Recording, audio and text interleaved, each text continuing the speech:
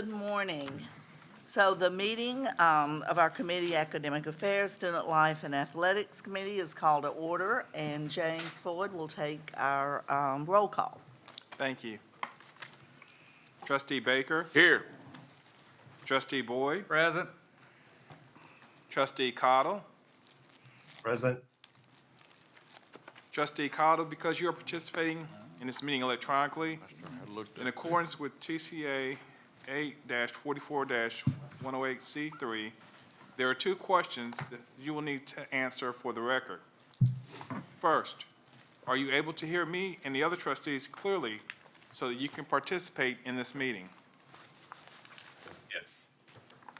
Second, are there any individuals in the room with you? And if so, please identify them. There are no individuals in the room. The minutes will reflect that Trustee Cottle is able to hear those present in this room and that no one is present with him. Trustee DeLay, Here. Trustee Jones, Here. Chair Smith, Here. Vice Chair Carboyak, Here. Chair Wright, Here. Trustee Carpenter, Present. General Uber. Here. Mr. Massaro.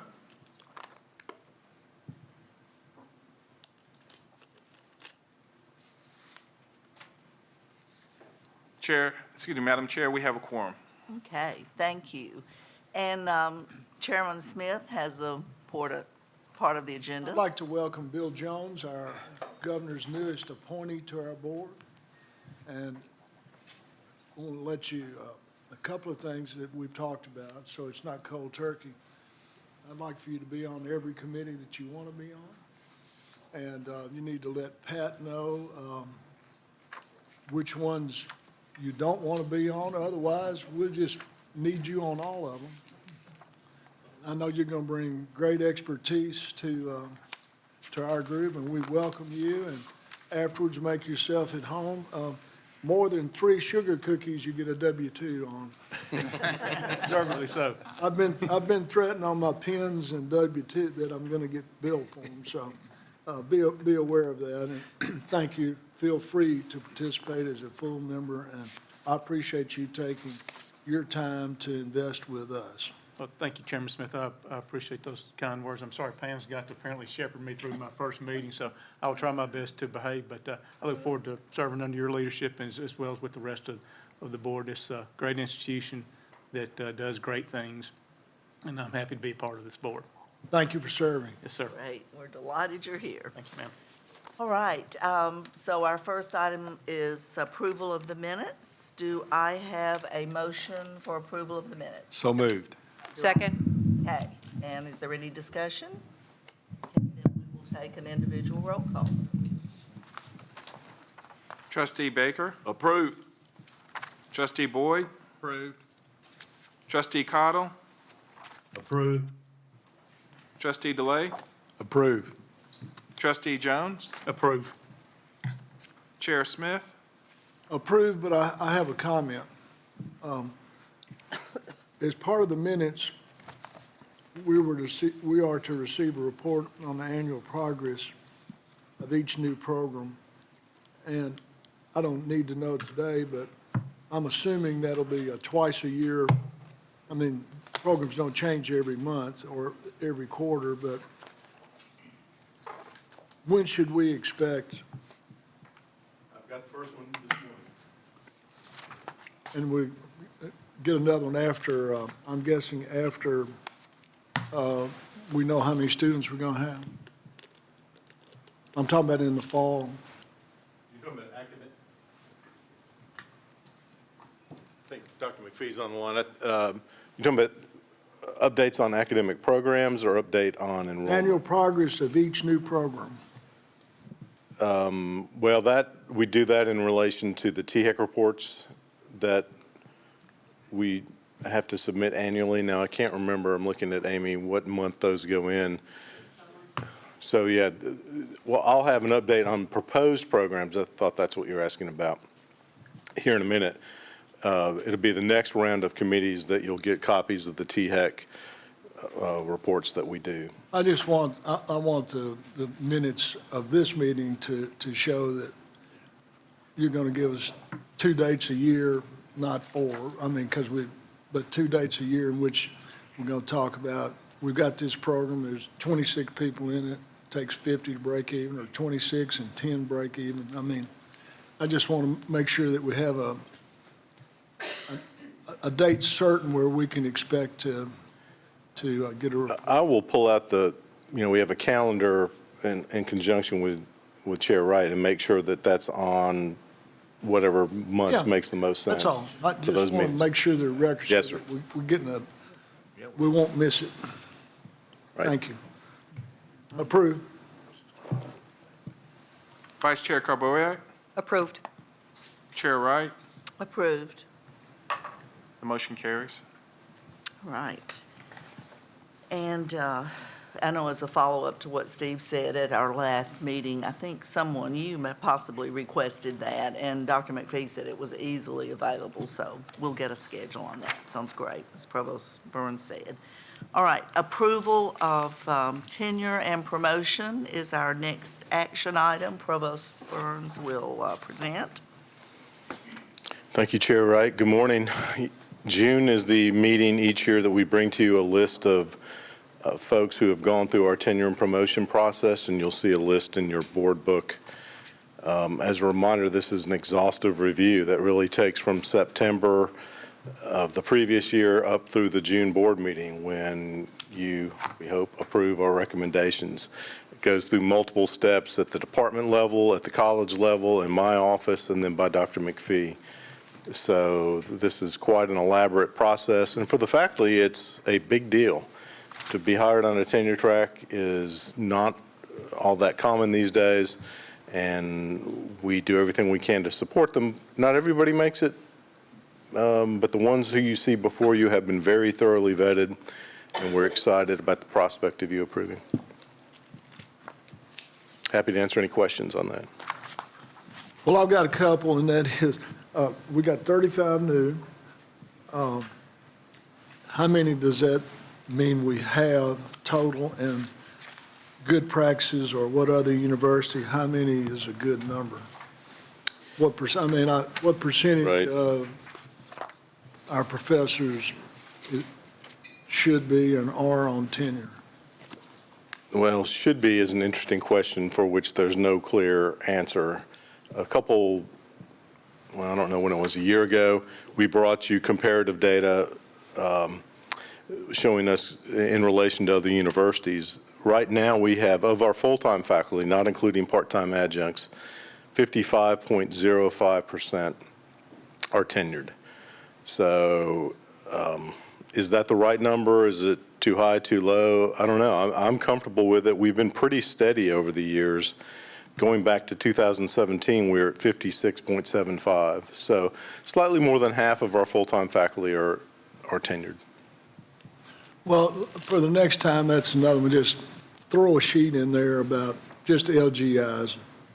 I mean, I know we have lots of other peer institutions, but just LGIs, what Okay. percentage are tenured?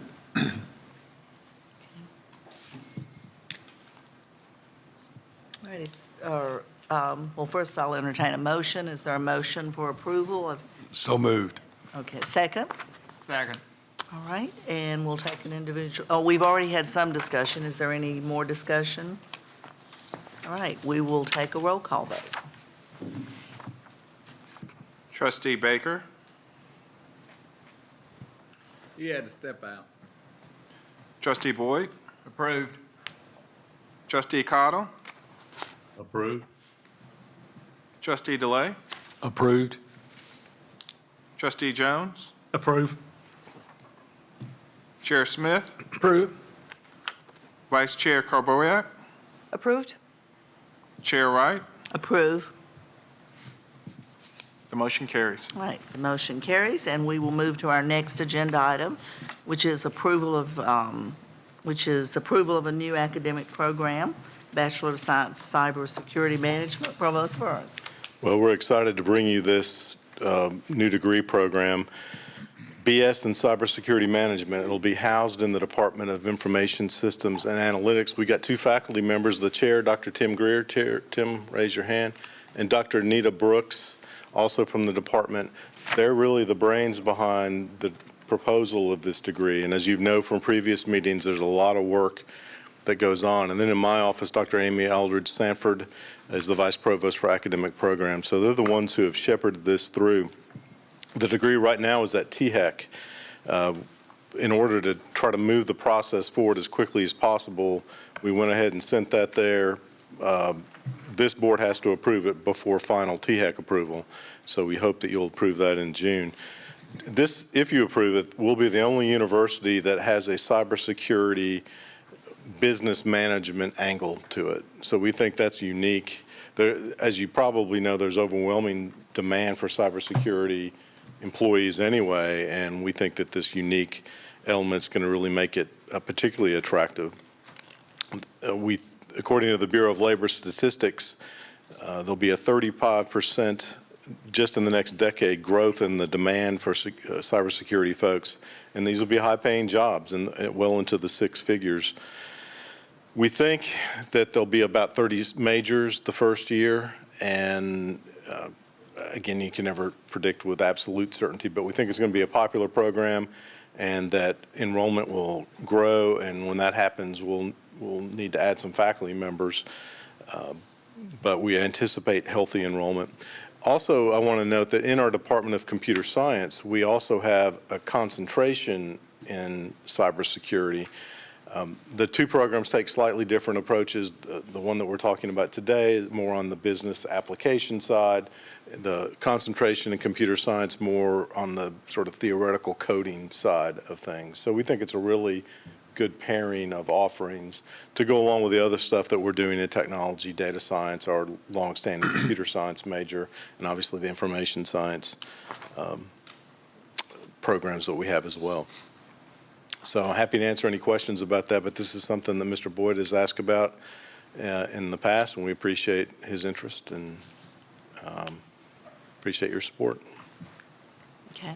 So just a question that is not related to this particular Okay. course or this degree. Looking forward and just understanding how important the whole issue of cybersecurity is and how it is tied into companies' financials and just their overall business practices, is there a thought that this would then grow into a master's program? Because I think you've got a lot of folks who already have a BS or probably a BS in some sort of aspect of computer engineering or computer science that wouldn't fit their needs at this particular point in time. But going forward, whether it is an MBA that has a focus on on IT and on cybersecurity, or just sort of a master's in the cybersecurity from the business angle. Is there a thought about, whether that's something that would be on the horizon? And if so, how long do you think it would be before something like that could come to fruition? Right, we have had that conversation. Typically what we do with a brand new area like this is get the bachelor's up and running, if a bachelor's is appropriate, as we think it is in this case. See how that goes, and then add a master's 2-3 years down the road, in part because of staffing needs.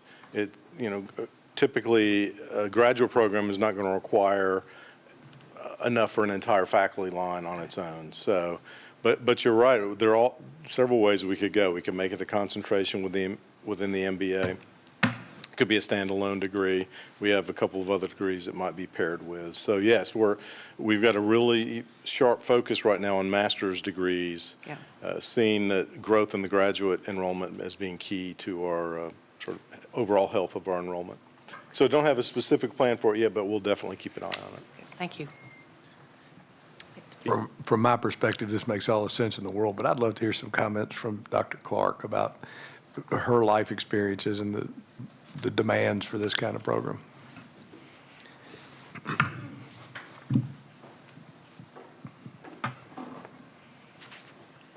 As you've mentioned already, cybersecurity is a growing concern, and we pay attention to that. We have grown our staff here some since I've arrived, and continue to be vigilant about what we can do. We do know that industry is looking for talent in that area, and I do think the master's degree moving forward will probably be a good move. So it's every day, breaches occur. We're aware of those. We try to figure out what caused them and pay attention there and try to, do what we can. But I think it's a good move for the university as an undergraduate program and moving forward with the master's. Okay, I'll ask for a motion then to approve the new degree in cybersecurity management. So moved. Second? Second. Okay, we've already had some discussion. Is there any other discussion? Pam, one other question. I know with some students who evaluate these programs, they look for Department of Defense certification. Have we considered that, or where are we in that process? I'm getting a thumbs up from Dr. Greer, so that means we have it. I knew we had talked about it. I didn't know where we were, so we do have it. Yeah, well, we're working on it. We've got to get the curriculum in place. The curriculum, as far as the courses, were mapped to those knowledge units that will allow us to apply for the Center of Excellence in Cybersecurity. Right. Thank you. Yeah, Tim, can you step up and, Chair Wright, if you want? He's asking that we So can we record? speak into a mic, so if you come over here, Tim.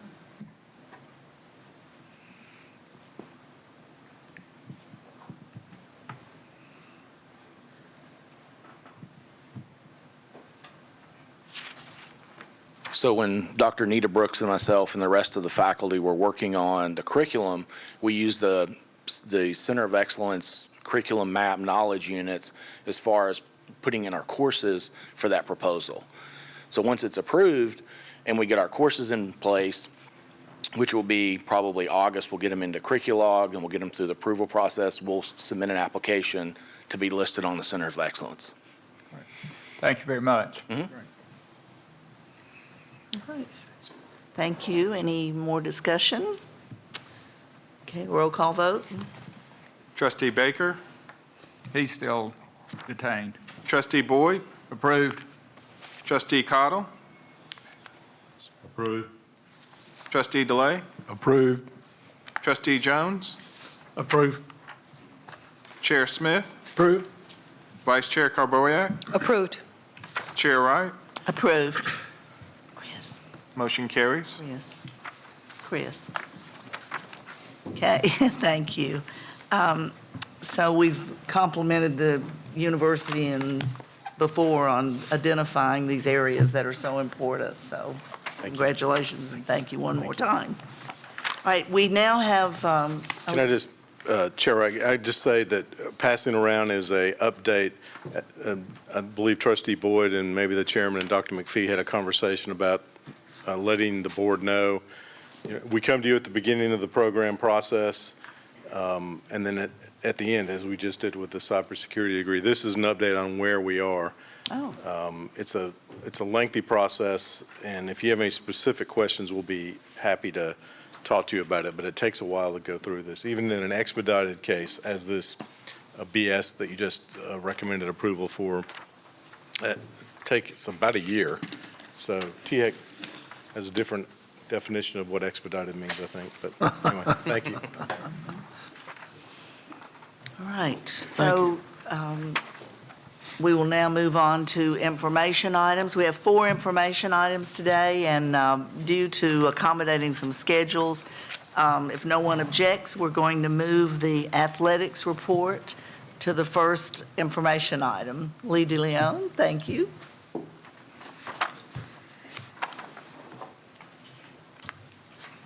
Thanks, Pam. Good morning, everybody. Morning. Man, it's a great time to be a Blue Raider. So many exciting things going on our campus, and really thrilled about everything going on in athletics. This weekend was special. We took number 5 ranked Alabama softball team to the end of Game 7 and came this close to advancing to the Super Regionals, but we won 3 NCAA softball games for the first time in program history. This was our 4th team in the NCAA tournament this year. We had women's basketball, men's golf, men's tennis, and now softball. When we beat Alabama, on Sunday. It was our seventh win over a top 25 team this season. And of course, our football team won back-to-back bowl games. So many great things going on in athletics, and I'm going to fill in my best today for Chris Massaro. Chris is in Destin at the Conference USA meetings, and thank you for accommodating my schedule because my son graduates from campus school in about 30 minutes, so I got to get over there quickly. Before I start our little presentation, I want to introduce three guests of mine. Hans Mailbranch, our Associate Athletic Director and Chief Development Officer. Claire Friels, Associate Athletic Director for Development. And as of yesterday, my new intern this summer, junior linebacker on the football team, number 40, Drew Francis. Thanks for being here, guys. All right, so quickly, I wanted to give you an update on athletics fundraising, which Hans and his team lead, and I get to be a small part of. If you could go to the next slide. There we go. Thank you. So far this year, we're off to a great start. We're almost done with our fiscal year, but we're finishing strong. We're at 92% of our goal for cash raised, over $3.5 million.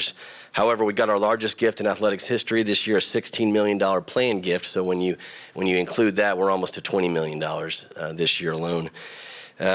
Cash and pledges, excluding the $16 million planned gift, we're at $5.4 million, which is 98% of our $5.5 million goal for the year in cash and pledges. The Champions Annual Fund, which is our athletic department priority, it's unrestricted dollars that benefit all of our 17 teams and 360 student athletes. We're at $802,000, 64% of our goal. But this time of the year, in May and June, is when we get most of those renewals. Last year alone, in the month of June, we got $400,000. So we're still trending in the right direction, and we're going to finish strong over this next 6 weeks to close out the fiscal year and hopefully get to the $1.25 million goal there. Next slide.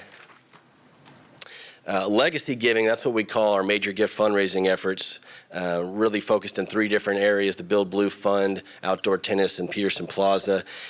So far, you can see that our cash balance on the left-hand side for Build Blue is almost $8 million.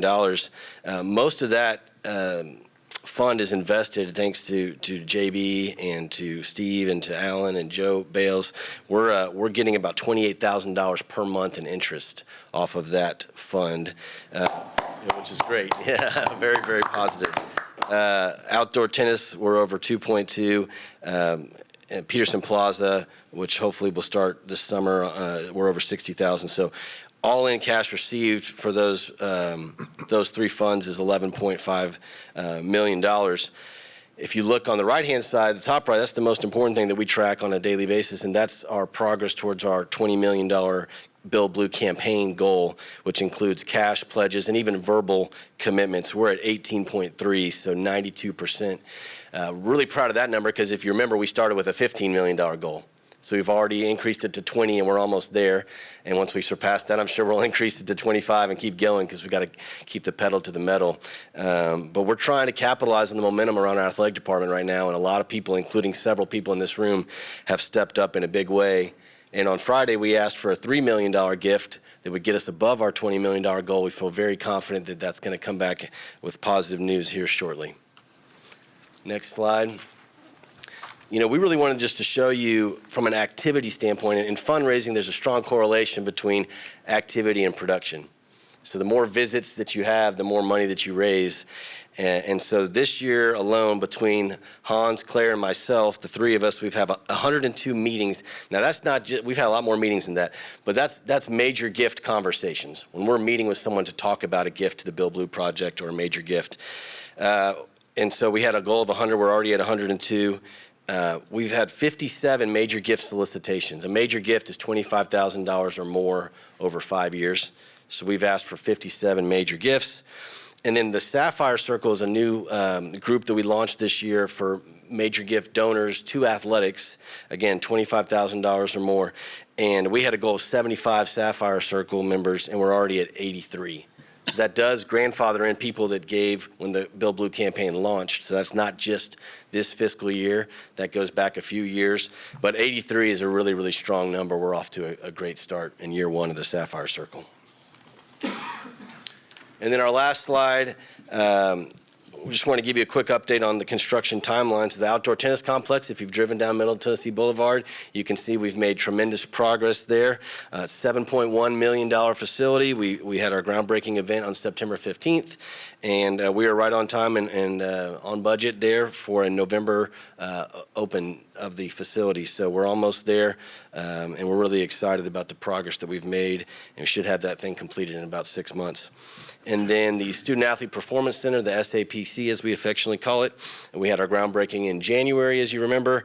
And this is outdated data, so we need to correct it. I got a text last night from Chris Massaro. That's looking more like March of 25, so we're delayed a couple months. Doesn't affect anything from a football, because we missed the season anyways, but a couple months delayed. However, the good news, I talked to Bill Waits about this morning, we are in budget. That's a $66 million facility, 85,000 square feet, 3 stories, will be a complete game changer for the athletic department.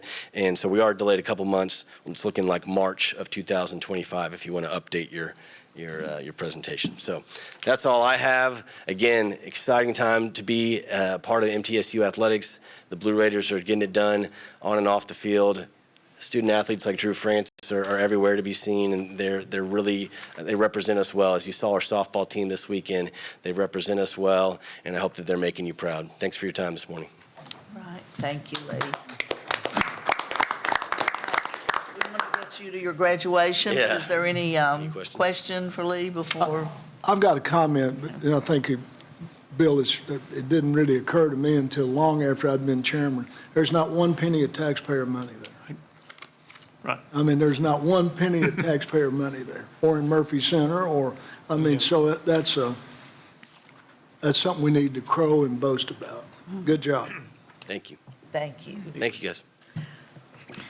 Pam, I was thinking about driving over here today. I think this might be, and Lee probably doesn't have the history, but congratulations to Chris and Lee. I think this might be our best athletic year overall for all sports combined ever, if you start looking at the records across the board. So just congratulations. Each year seems to get better, and I think this is our best. So. That's a great acknowledgement, yes. So we can't thank you enough for all you do. And a lot of people are involved in that success. All right, we will move to our next, which is the Faculty Senate presentation. Stephen Salter will present.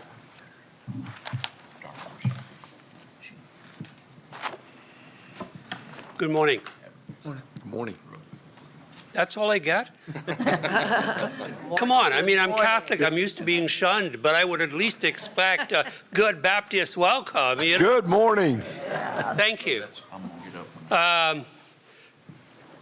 Today we're going to talk a little bit, but first I want to thank Dr. McPhee and the board for allowing us to come up and speak. As president of the Faculty Senate this past academic year, I've discovered and continue to discover that without students, there is no MTSU, and without faculty, there are no students.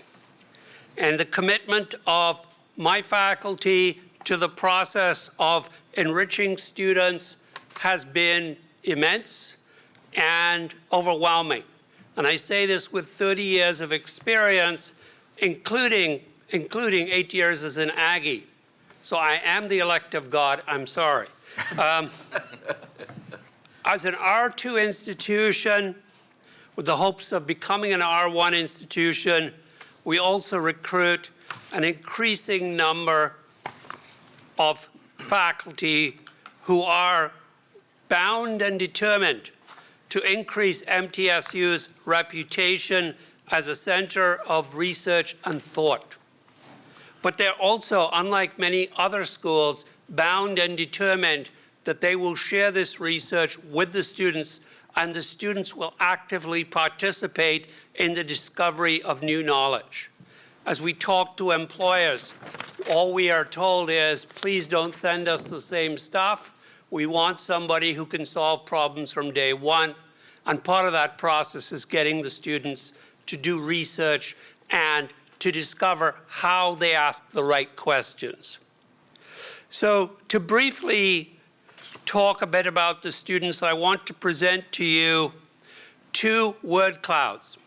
And in these word clouds, what we do is we analyze a number of videos, 145 to be exact, that the students made talking about why they came to MTSU and also why they stay. If you have a look at the word clouds, you can see that there are different colors and different sizes for the words.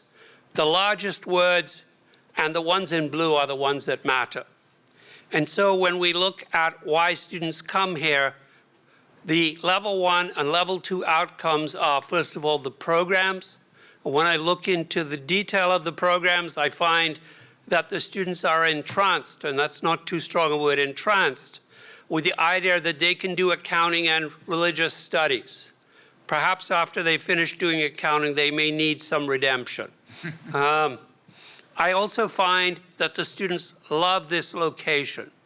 They love the fact that we are a small, friendly town where they are safe, and yet we are close to a major job and innovation market in Nashville. I want to point one thing out.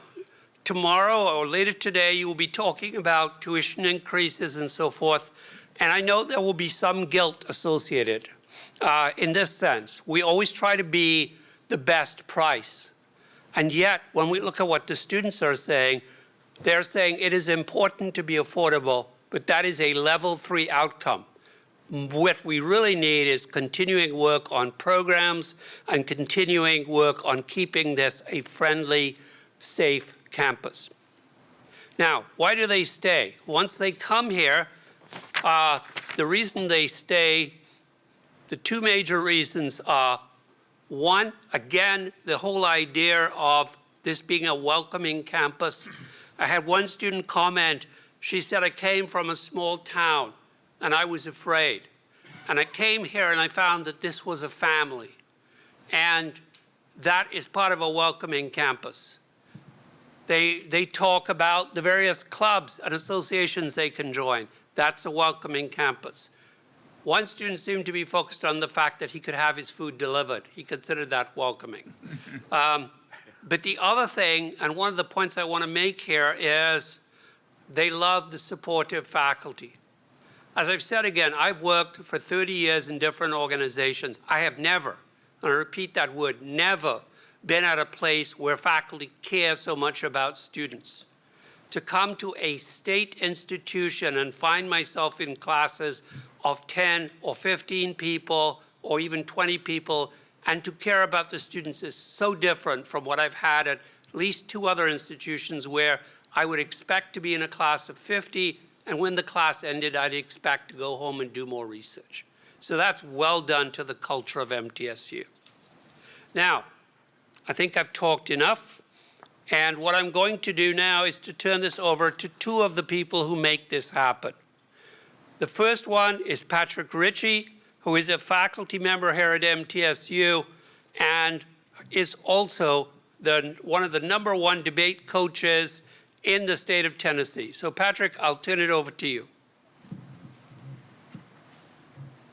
All right, thank you. I will not lie to you. I'm a little bit scared up here because once upon a time, I was a young special operations NCO in the Army, and that man was several layers of leadership above me. And so he is my true judge. All right, well, first of all, I want to thank you for coming. I want to thank President McPhee for his continued support and giving us his time, and for the board to listen to this presentation. I am the outgoing Faculty Senate parliamentarian, but I'm also the debate coach at Middle Tennessee State. MTSU Debate is the campus' oldest continual student organization, which was founded when this was MT Normal, and it's continued to this day. The reason for this longevity is that the speech and debate team changes the lives of students. It's inherent in what we do. While housed in the Department of Communication Studies, the team has students from majors across campus, and we focus on real-world skills. In rounds, the judge could be someone who is a citizen, or it could be someone who is an experienced coach such as myself, and students have to be able to adjust their messages accordingly. And they don't get to choose the side of the message they're on. It's given to them. And so they must, again, craft their message and argument to persuade that person who is in front of them.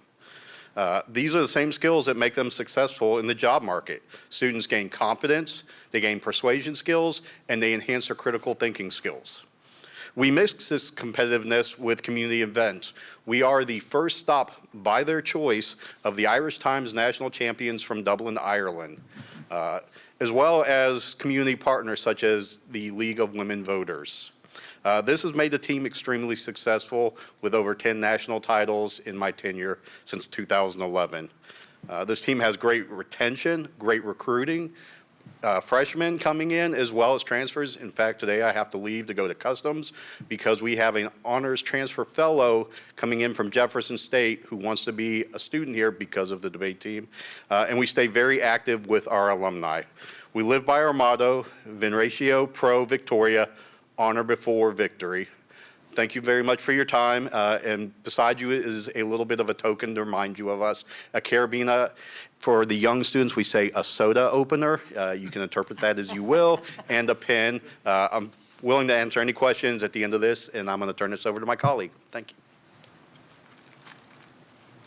So the next person to speak is my colleague April Weissmiller.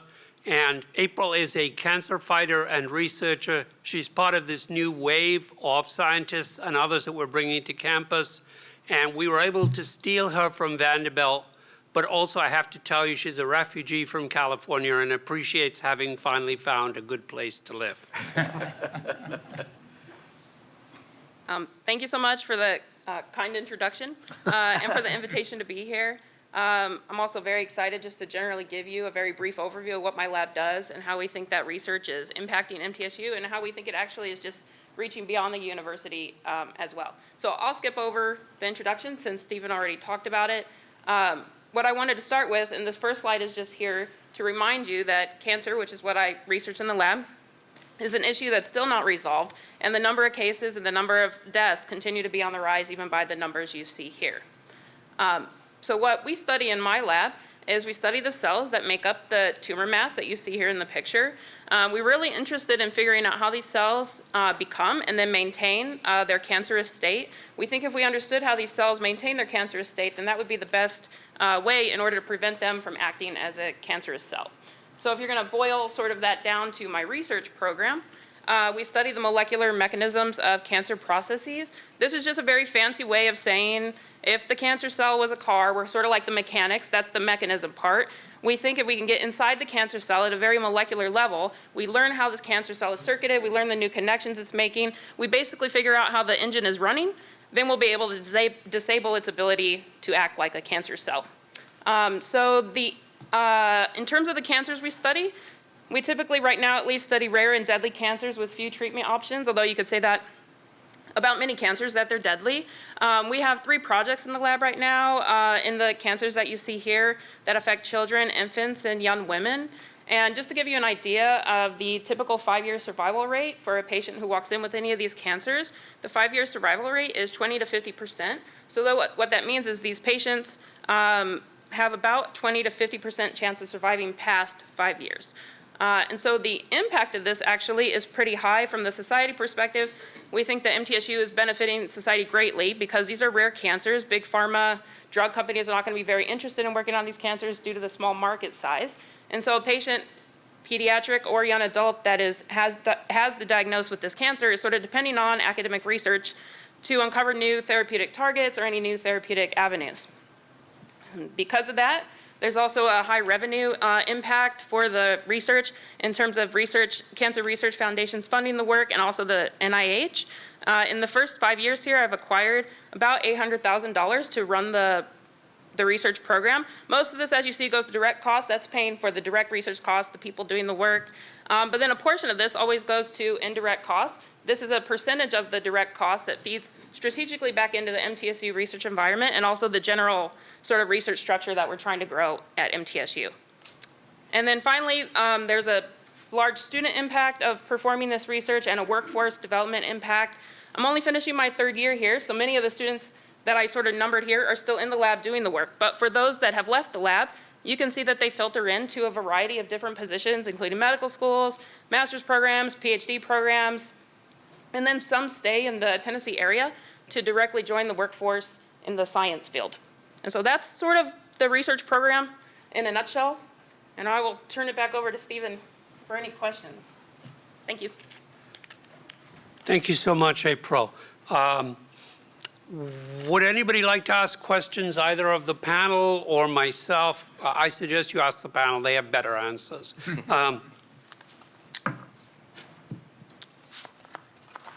Last call. No questions, but great presentation. Very interesting. Did not know about the cancer research that was going on. That's quite interesting. And you ran pretty quickly by 10 national titles in debate. That's pretty amazing. So I think that all of you deserve a round of applause for the work you're doing.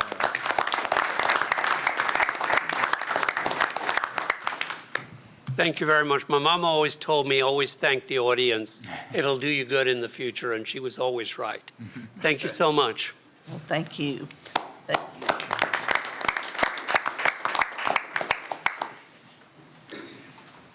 So we will move to our student trustee presentation by our own Andrew Carpenter. Thank you. Thank you, Andrew. Keep this close. I'll probably talk for Okay. a second. We have to follow up two fantastic presentations, so take it easy on me. In all reality, that was a fantastic conversation to really segue into the point that I want to make today. Dr. Salter brought up how to get students to MTSU. I want to talk about how we keep them here. Good morning. My name is Drew Carpenter. I have had the pleasure of serving as the student trustee here on the board for the past 11 months. Even though my time in the role is ending pretty soon, next month, I've been looking for ways to flesh out this role further for the next person. One avenue I've pursued is meeting with each of the trustees one-on-one just to have individual conversations on progress and information I can share from my position. During a one-on-one conversation with Chairman Smith, I was asked to present student experience from my experience. I was charged with how can I talk about my experience here the past 6 years as a graduate and undergraduate student, as well as my professional role. For those that know me, I currently serve as the Director of Strategic Growth for Association Organization Solutions. So I get to travel across the country. I've been to about 32 campuses in the past 2 years. So I've gotten to see other student organizations and campus life, as well as here at MTSU. So today I wanted to talk about my experience. Trustees, I know that you all have seen the reports and the statistics, so I didn't want to reshare that content today. More wanted to open up a dialogue, answer questions for you all, and offer some information from my experience, I suppose. That being said, we'd like to go ahead and dive in. I think the biggest point I wanted to make today is how students value their time. I would say that has changed significantly even since I came to MTSU in 2017. Students ask why a lot more now than I ever anticipated. We've talked about how to get students more involved on campus, how to get them to more events, out to the sporting events, how to have them more active on campus. We think back to our experiences, right? You wanted to be out and active on campus. You wanted to be a part of those organizations and make those friends. The obvious answer will always be the pandemic, that these students got too comfortable being inside, being by themselves, and getting to enjoy the leisures of everything from a screen. And I do see that across the country. The conversations I have with students as I travel for work is typically comes back to why. Why should I be here? Why do I want to be here? And being able to answer that question is the first step to engaging with them further. I think that another conversation, another piece we should consider is the student demographic here at MTSU. We have a lot of adult students. We have many transfer students. We target the students who have to work 2 or 3 jobs to put themselves through school. So we're taking that into consideration. Those students aren't always able to be on campus every day, be involved in all the clubs and organizations. And it's taken until now for me to realize I've kind of become one of those students. 4 years ago, I was the student on campus every day, being involved in all the clubs and active in everything. But here we are a few years later, and I'm fully remote. All the students that I communicate with now are as well. Some of them aren't even in the Middle Tennessee area. So it's hard to communicate with them and explain to them what it means to be a Blue Raider when they can't even be on campus regularly. I know we want to end today's conversation with an answer. I know talking to Chairman Smith, that was something we were looking for, is how do we combat this? And unfortunately, I don't know that there is an answer. We don't necessarily know how to fix this across the country, but I will offer a few suggestions just from my time here as well as my time across the country. I do believe that engaging with those students that are already active on campus, the student leaders, the people who want to be here, leaning on them for the support, I think is where we start.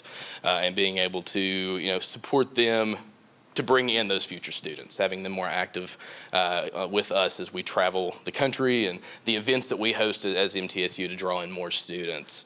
Likewise, I think that the support that we can offer the university, through the events hosted, through the student opportunity, the student experience, I think is going to draw in more of those students that Dr. Salter brought up earlier. I don't want to close this out without offering a chance for questions. I more wanted to see if there are any questions I could answer for trustees or anyone in the audience today. So before I close up, any questions I can answer?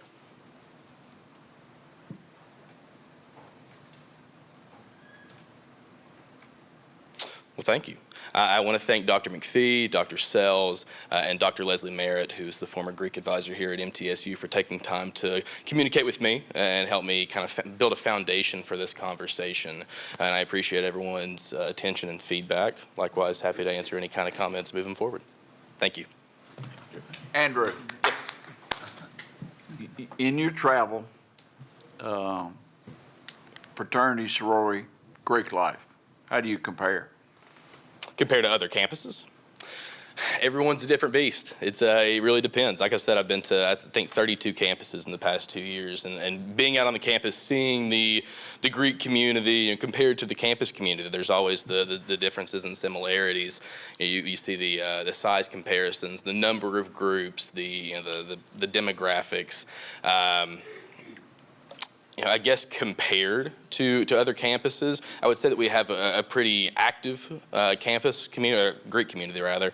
I would say that we have pretty active leadership base as well. At least in my experience, the students that I went to school with, and even the students still leading that community now, are active in other facets of campus. I would say other people know the Greek community here. Does that answer your question? That's fine. Any other questions? All right, well, thank you. Thank you, Andrew. Great presentation, thought-provoking, and we appreciate it. Absolutely. We will miss you when you move on. Well, thank you. I'll All miss right. being here. So we will now have the application and admission report from Vice Provost Lori Witherup. Thanks for the opportunity to update you. I have some good news. Freshman applications are up by 13.3%. Freshman admits are up by 4.1% as compared to May 1st of 2022. Transfer applications are up by 6.9%, and transfer admits are up by 3.9%. Good report. Can you put that in numbers for us? I mean, percent, if you have it right there. I don't have it right here, but I can certainly get it to you. Right. Any questions? Oh, I was running way too fast. Good job. All right, great to hear. Right, that concludes our agenda. And Dr. McPhee, I know you, do you have any closing remarks before we adjourn? Yes, Madam Chair, just briefly, I too would like to offer a warm welcome to our newest trustee, Bill Jones. He's been engaged with the university for many years, and I'm sure he will bring a significant contribution to the university as a trustee. And then finally, I was really pleased that the board was able to hear the presentations from our faculty. I've always said we have some of the best and most engaging faculty at the university, and it is my intent to periodically bring those kinds of presentation to the board so the board can be informed about what's going on and the high academic excellence at the university. Thank you, Madam Chair. All right, thank you. And yes, we appreciate all that they do and all that you do. So with that, that concludes our agenda. Any other business before we adjourn? All right, then the meeting is adjourned. Our next meeting will start in 4 minutes and 30 seconds.